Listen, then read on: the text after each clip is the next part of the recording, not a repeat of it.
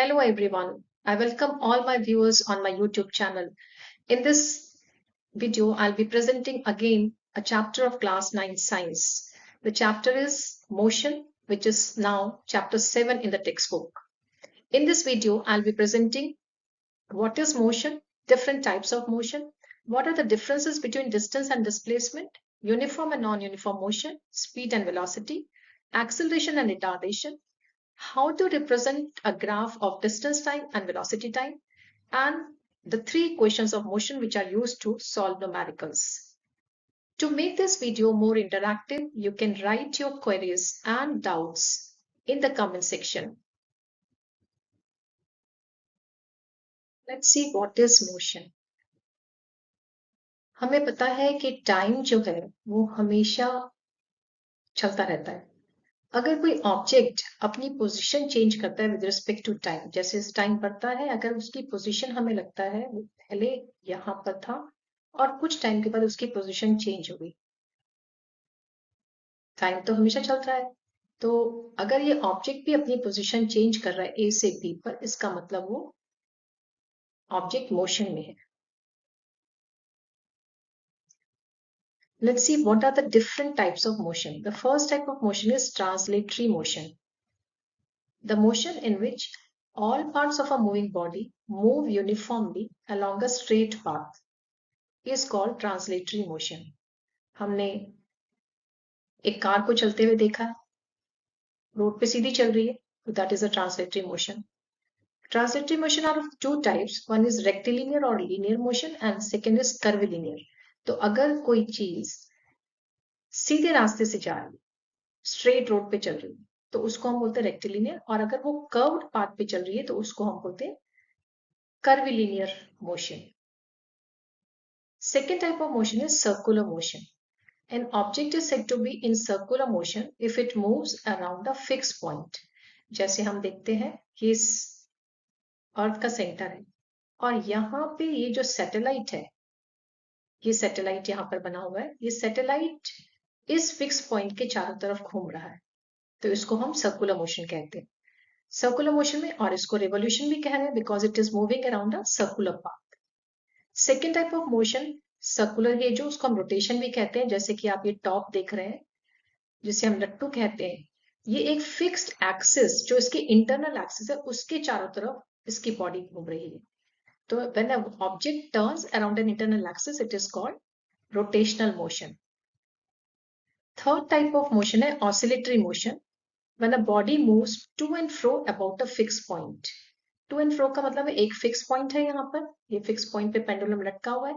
अब इस fix point पर ये पेंडुलम इधर और उधर आता जाता है, तो इस टू एंड फ्रो मोशन को हम कहते हैं ऑसिलेटरी मोशन. ऑसिलेटरी मोशन में एक टाइप है वाइब्रेटरी मोशन. जब कंप्लीट बॉडी वाइब्रेट नहीं करती या मूव नहीं करती, only part of the body shows motion, तो उसे हम बोलते हैं वाइब्रेटरी मोशन. जैसे आपने देखा होगा, अगर एक सितार या गिटार है तो उसमें स्ट्रिंग पूरा नहीं मूव करता, उसके कुछ पार्ट में मूवमेंट होता है, तो उसी को हम कहते हैं vibratory motion. Periodic motion, when the same motion repeats itself after equal intervals of time, it is called periodic motion. Periodic motion, सभी टाइप के मोशन, ट्रांसलेटरी, सर्कुलर, ऑसिलेटरी, सभी मोशंस पीरियोडिक हो सकते हैं. अगर ये मोशन अपने आप को रिपीट करते हैं after fixed interval of time, तो हम उसको कहते हैं पीरियोडिक मोशन. यहाँ पे मैं example hands of a clock लिखा है, बट बाकी सारे टाइप्स ऑफ मोशन जो ऊपर डिस्कस किए वो भी पीरियोडिक मोशन हो सकते हैं.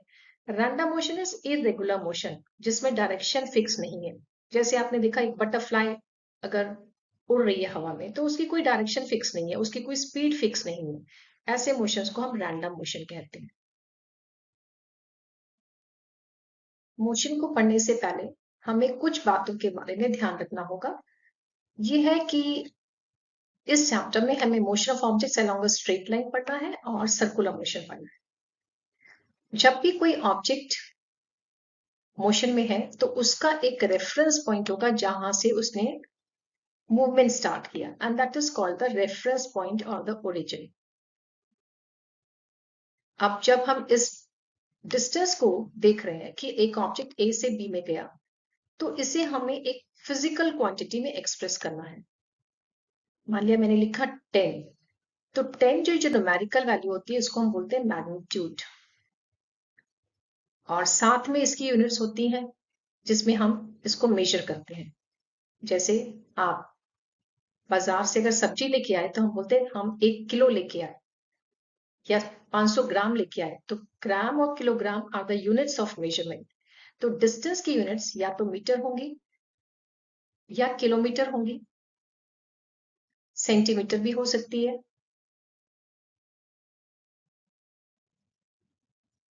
ये सारी यूनिट्स ऑफ मेजरमेंट डिस्टेंसेस की हैं। जिसके साथ भी मीटर लगा होगा वो यूनिट्स डिस्टेंसेस की हैं। अब अगर मैंने लिखा 30 किलोमीटर, इसका मतलब 30 इसका मैग्नीट्यूड है and kilometre is the unit of measurement.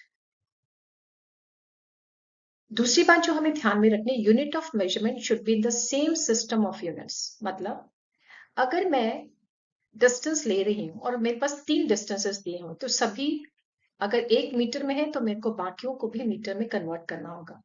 अगर 1 किलोमीटर में है तो मेरे को बाकी डिस्टेंसेस को भी किलोमीटर में कन्वर्ट करने होंगे। अगर 1 सेंटीमीटर में है तो मेरे को बाकी डिस्टेंसेस को भी सेंटीमीटर में कन्वर्ट करना होगा। हमारे पास एक सिस्टम ऑफ यूनिट्स है जिसे हम बोलते हैं international system of units. International system of units में हम डिस्टेंसेस को मीटर में मेजर करते हैं और टाइम के लिए हम लिखते हैं seconds.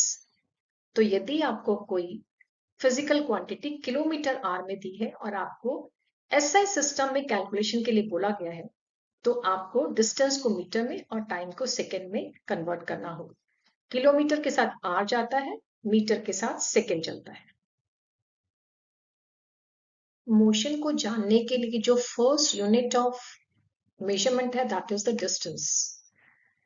Distance is actual distance travelled by an object. अगर एक ऑब्जेक्ट यहाँ पर ए से बी की तरफ ट्रैवल करता है और फिर बी से सी की तरफ ट्रैवल करता है, तो उसका एक्चुअल डिस्टेंस क्या हुआ? 3 + 4 7 मीटर्स। तो डिस्टेंस हमें complete details of the path show करता है। Distance is always positive. अब डिस्प्लेसमेंट क्या है? Displacement is the shortest distance travel bye an object. Shortest distance कैसे हुआ? जब ऑब्जेक्ट ने इनिशियल ए से स्टार्ट किया और फाइनली वो सी पे पहुंचा, अगर हम इन दोनों के बीच में एक लाइन ड्रॉ कर दें तो that is the shortest distance. It does not provide the complete details of the path taken by the object. इसमें हमें ऑब्जेक्ट ने जो रास्ता लिया वो नजर नहीं आया, हमें शॉर्टेस्ट रास्ता नजर आया खाली। Displacement can B positive, negative और जीरो। ये जीरो कैसे हो सकता है? अब देखिए, अगर एक ऑब्जेक्ट ए से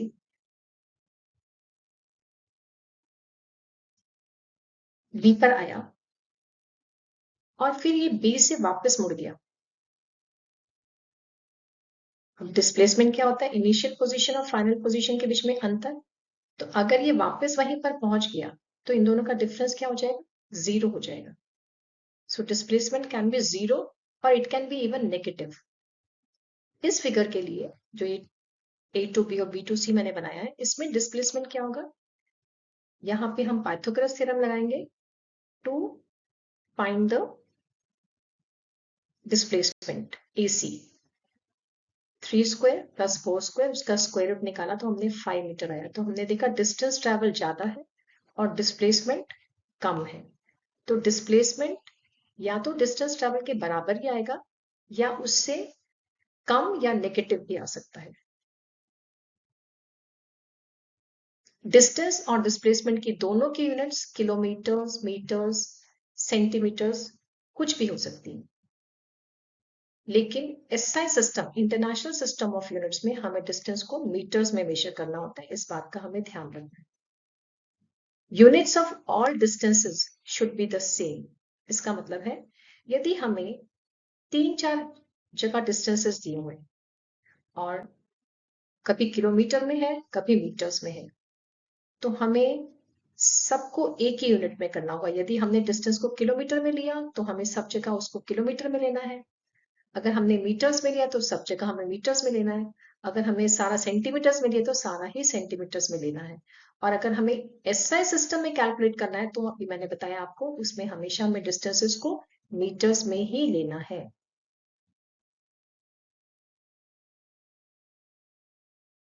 Let us see what is uniform and non-uniform motion. Uniform का मतलब होता है एक जैसा। तो if an object covers equal distances in equal intervals of time, the object is said to be in uniform motion. इसे हम एक एग्जाम्पल से समझ सकते हैं। और एक ऑब्जेक्ट 20 किलोमीटर कवर कर रहा है 1 घंटे में, दूसरे घंटे में भी वो 20 किलोमीटर ट्रैवल करता है, तीसरे घंटे में भी 20 किलोमीटर कवर करता है, तो ऐसे मोशन को हम क्या बोलते हैं? यूनिफॉर्म।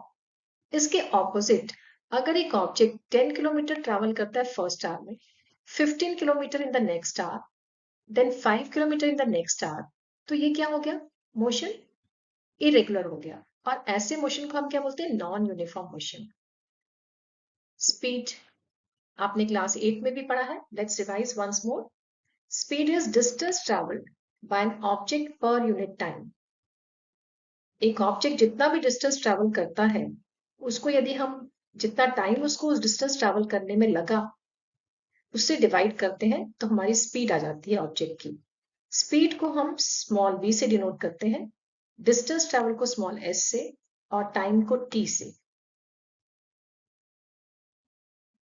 एवरेज स्पीड फिर क्या होती? यदि एक ऑब्जेक्ट फर्स्ट आवर में 30 किलोमीटर चलता है, दूसरे घंटे में सपोज वो 20 किलोमीटर चलता है, तीसरे घंटे में वो 40 किलोमीटर चलता है, तो यहाँ पे टोटल डिस्टेंस कितना हो गया? यहाँ पे टोटल डिस्टेंस हो गया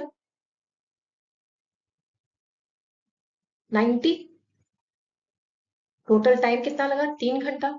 तो 90 divided by 3 will give us the average speed of the vehicle.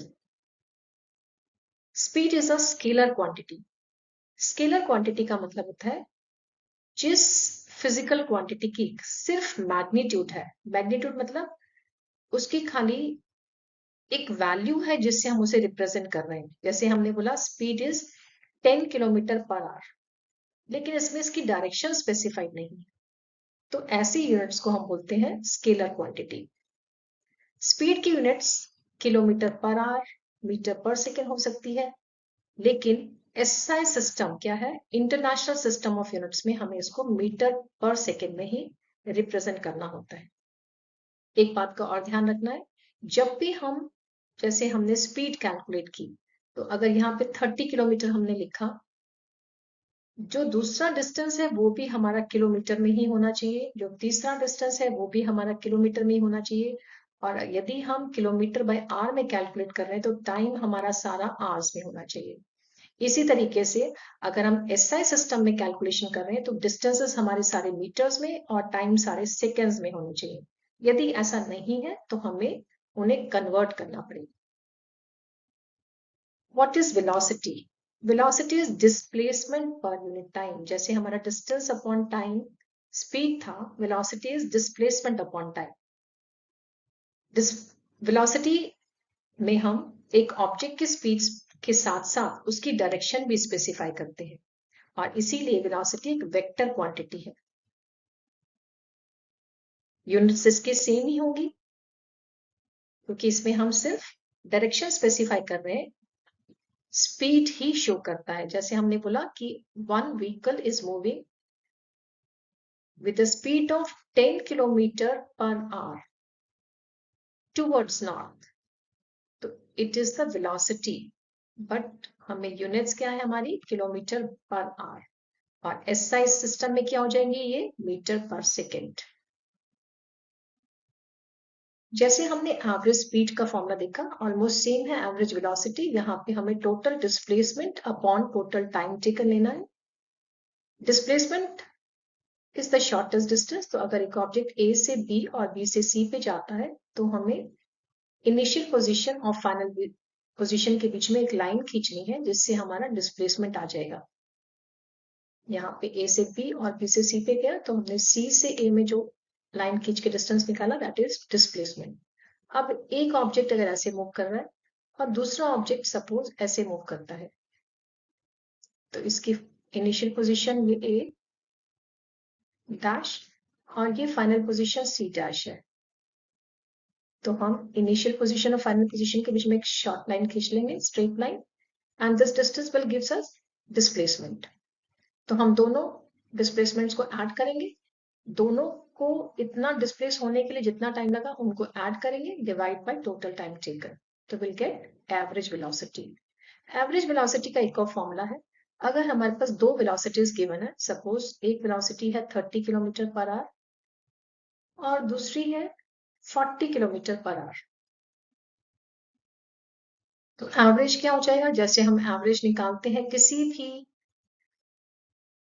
Quantity की, बिल्कुल वैसे ही हमें दोनों को ऐड करना है और डिवाइड बाय 2 करना है। अगर हमारे पास ध्यान रखना है दोनों की यूनिट सेम हो, अगर सेम नहीं है तो हमें दोनों की यूनिट सेम करके फिर डिवाइड करना है।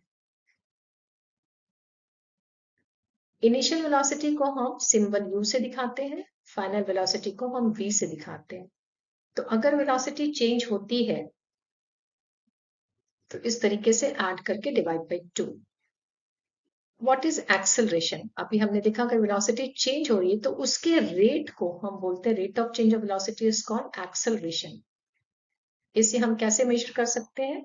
फाइनल वेलोसिटी में से हमें इनिशियल वेलोसिटी को माइनस करके इस वेलोसिटी चेंज में जितना टाइम लगा अगर हम उससे डिवाइड करेंगे तो we will get acceleration.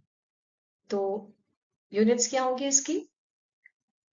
Final velocity हमारी और इनिशियल वेलोसिटी किस यूनिट्स में होती है? मीटर बाय सेकेंड में, और टाइम हमारा होता है सेकेंड्स में, तो यूनिट्स क्या आ गई?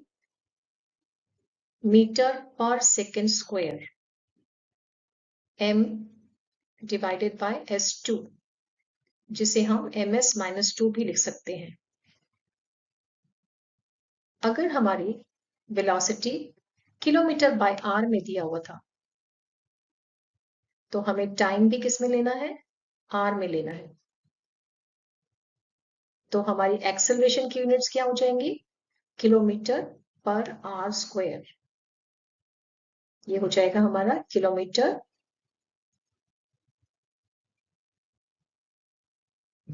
Per hour square. SI system में लेकिन हम लेते हैं मीटर पर सेकेंड स्क्वायर। एक ऑब्जेक्ट जो है हमारा वो कैसे एक्सेलरेट होता है? अगर वो सेम डायरेक्शन में चल रहा था तो वो स्पीड इंक्रीज या डिक्रीज होने से वो एक्सेलरेट होता है। अगर वो सेम स्पीड से चल रहा था तो वो डायरेक्शन चेंज होने से एक्सेलरेट होता है, और या फिर वो स्पीड और दोनों डायरेक्शन चेंज होने से ही एक्सेलरेट करता है। अब मैंने यहाँ पे बोला डिक्रीजिंग स्पीड।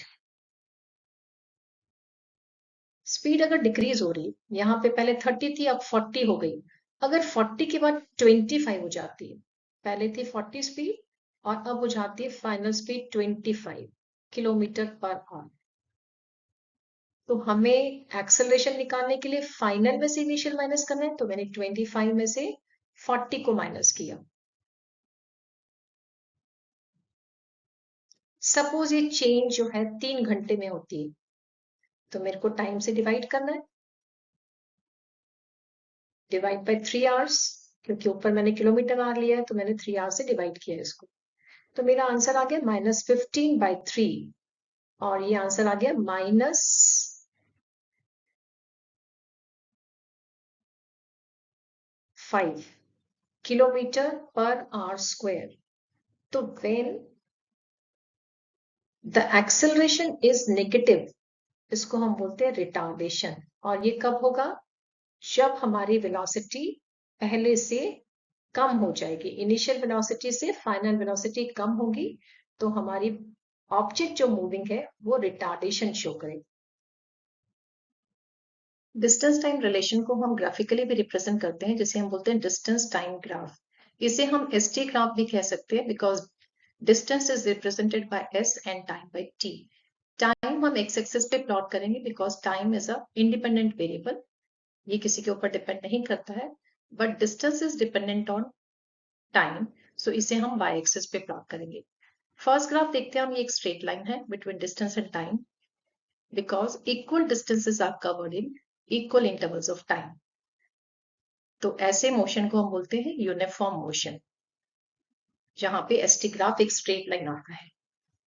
दूसरे ग्राफ में हम देखते हैं ग्राफ एक कर्व है, because unequal distances are covered in equal intervals of time. तो ऐसा मोशन हो जाता है non uniform where ST graph is a curve. Third graph में हम देखते हैं distance with increase in time change नहीं हो रहा है। इसका मतलब the object is not at all moving and it is at rest और स्टेशनरी। इन ग्राफ्स को हम ऑब्जेक्ट की स्पीड कैलकुलेट करने के लिए यूज कर सकते हैं। सेकेंड टाइप ऑफ ग्राफ है हमारा वेलोसिटी टाइम ग्राफ, इसे हम वीटी ग्राफ भी कहते हैं। इसमें भी हम टाइम, बिकॉज इंडिपेंडेंट वेरिएबल है, उसको एक्स एक्सिस पे, और वेलोसिटी जो डिपेंडेंट वेरिएबल है उसको वाई एक्सिस पे प्लॉट करते हैं। फर्स्ट ग्राफ हमारा एक स्ट्रेट लाइन है, because the change in velocity is equal in equal intervals of time. तो ऐसा वीटी ग्राफ जिसमें एक स्ट्रेट लाइन आती है उसको हम बोलते हैं it is a graph of uniform acceleration. Second graph देखते हैं हम, उसमें ग्राफ में वेलोसिटी पहले इंक्रीज हो रही है, फिर डिक्रीज हो रही है और फिर इंक्रीज हो रही है।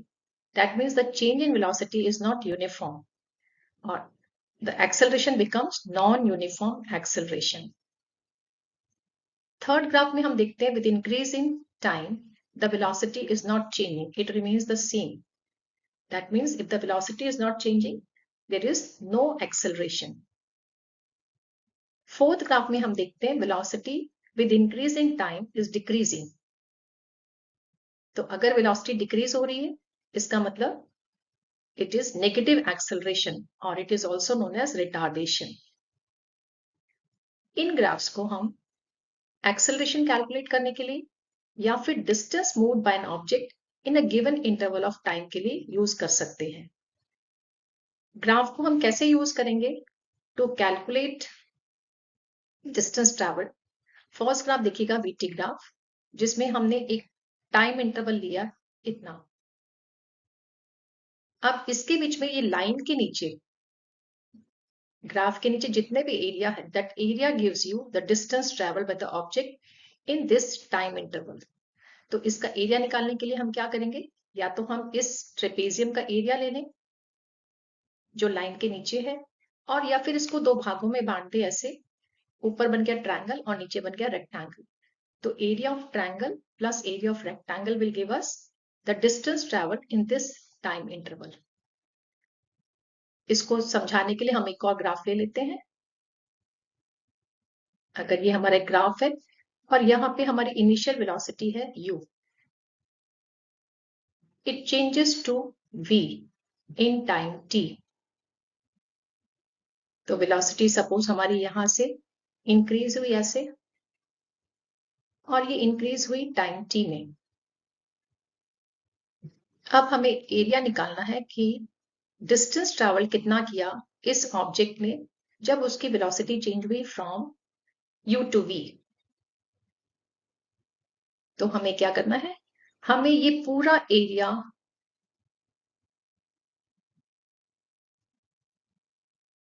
अगर हम कैलकुलेट कर लेंगे तो we will get the distance travel by the object when the velocity changes from u to v।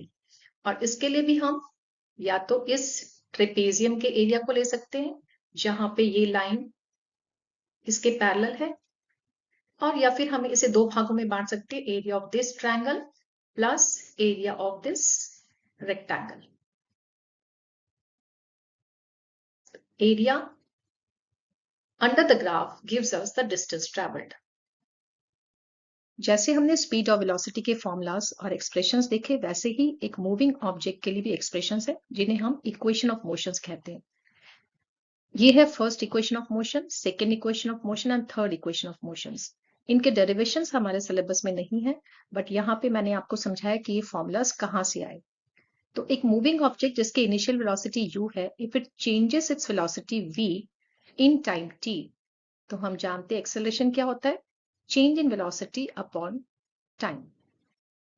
इसमें यदि हम t को लेफ्ट साइड पे ले जाते हैं तो ये बन जाता है at equal to v minus u, और we can write this as v equal to u plus at. So this is our first equation of motion. Similarly, हमारी second equation of motion है s is equal to ut plus half at square.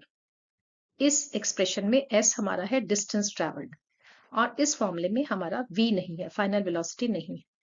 तो हमने यहाँ पे formula लगाया average velocity का. Average velocity क्या होता है? हमारा डिस्टेंस अपॉन टाइम. क्योंकि हमें डिस्टेंस ट्रेवल निकालना है तो हमने फॉर्मूले को लिख दिया एवरेज वेलोसिटी इनटू टाइम. अब एवरेज वेलोसिटी क्या होता है? हमने पीछे पढ़ा था, it is initial velocity plus final velocity upon 2. हमने यहाँ पे एवरेज वेलोसिटी लिख दिया. क्योंकि एक्सप्रेशन में v नहीं है तो हमने फर्स्ट इक्वेशन ऑफ मोशन से v equal to u plus at substitute किया. v के बदले हमने डाला u प्लस at, ये ऊपर वाला u अपॉन 2 इंटू t.